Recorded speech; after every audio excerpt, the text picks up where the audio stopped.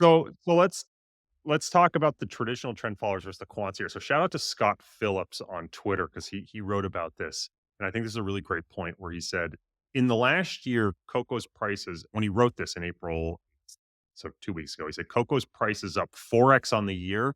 Cocoa's vol is up 40x. Right. So think about that. If you're a quant trader, the position size you would have put on a year ago, if you did not unwind that position at all today, the position size is now 160 times what the initial position size would have been that you would put on today on a vol adjusted basis. Like if you were saying for the same risk size, it's 160 times what you would put on today, right? Mulvaney, right? So this trade that keeps growing and growing and growing.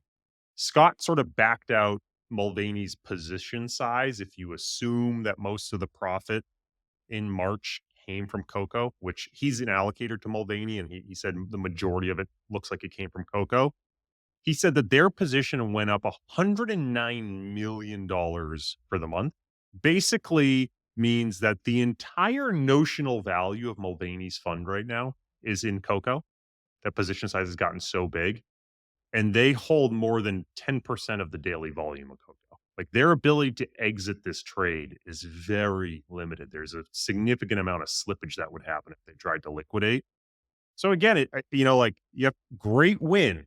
Kudos to them, up 124%. But funds that tend to operate like that, also, and there's a great RCM article about this, about these sort of classical trend followers, tend to have much more significant drawdowns Oh, yes. than the more quantitative trend followers Yes. who What's again, that called? The momentum. There's the drawdown at the end of the trend.